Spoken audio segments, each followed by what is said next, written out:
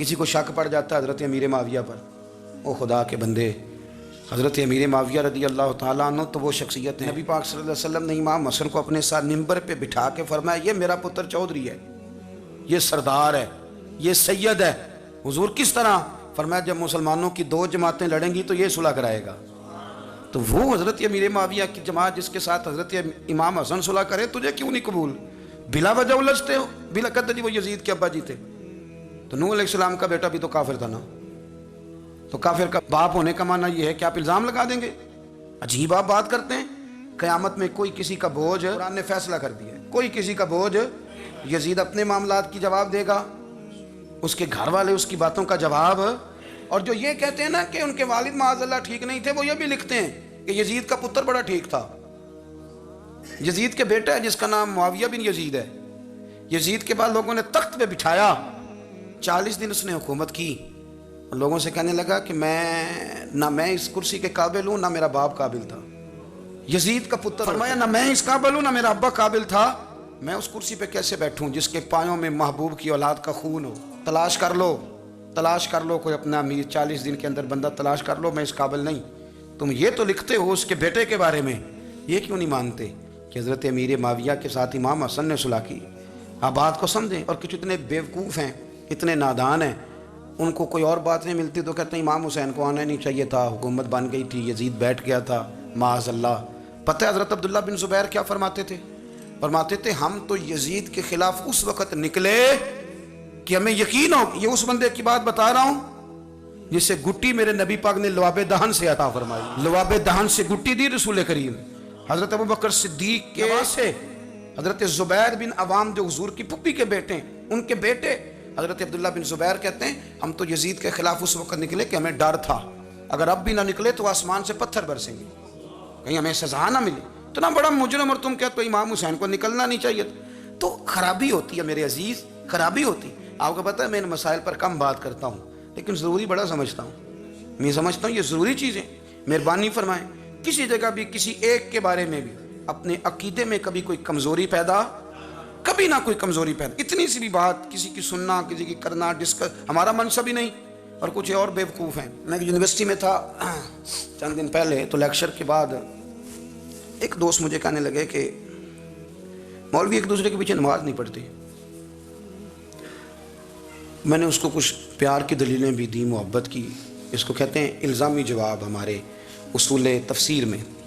میں نے اسے کہا کہ ایک ڈاکٹر سے دوائی لے لیں، دوسرے کے پاس جائیں تو کہتا ہے اسے تو پتہ ہی کو نہیں، تم غلط آدمی کے پاس چلے گئے۔ تو اس سے آپ کو ٹینشن نہیں ہوتی؟ یہ روز سیاست دان دھما چوکڑی مچا رہے ہوتے ہیں کہ فلانا چور ہے، فلانا چور ہے، تو اس سے نہیں ٹینشن، مولویوں کی ٹینشن ہے تمہیں۔ کہنے لگا جی نہیں، کیوں نہیں نماز پڑھتے؟ میں نے اسے کہا یار، اور وہ مجھے کہنے لگا جی آپ بڑی مثبت بات کرتے ہیں تو اس لیے میں نے آپ سے سوال کیا ہے۔ میں نے کہا یار بڑی سادی سی بات ہے، اگر تیری سمجھ میں آ گئی تو ٹھیک ہے، نہ بھی آئی تو منوانا تو میرے ذمہ ہے بھی نہیں، بتانا میرے ذمہ ہے۔ تو یہ بتا، میں نے کہا تیرے ابا جی کو، تیری اماں کو بندہ کافر کہہ گزرے، کوئی مولوی بہت بڑا شیخ الحدیث ہو، اصول تفسیر پہ، فقہ پہ، حدیث پہ دسترس رکھتا ہو، اور مستحضر علم ہو اس بندے کا، تیرے ابے اور اماں کو کافر کہے تو نماز پڑھتا ہے؟ کہنے لگا نہیں۔ تو میں نے کہا جو میرے نبی پاک کے ماں باپ کو مشرک مانے، اور میں نے کہا اگر تم نے دلیل چاہیے ہوگی تو بندے میں تمہیں دوں گا، اور بائی نیم دوں گا، اور میں ان کی تحریریں تمہیں دوں گا جو مر گئے یہ لکھتے ہوئے کہ چونکہ وہ پہلے چلے گئے تھے، انہوں نے کلمہ نہیں پڑھا، لہذا معاذ اللہ صبح معاذ اللہ دوزخ میں جائیں گے۔ تیرا حوصلہ پڑھتا ہے تو پڑھ نماز، میرا تو نہیں پڑھتا، میں کیسے پڑھوں؟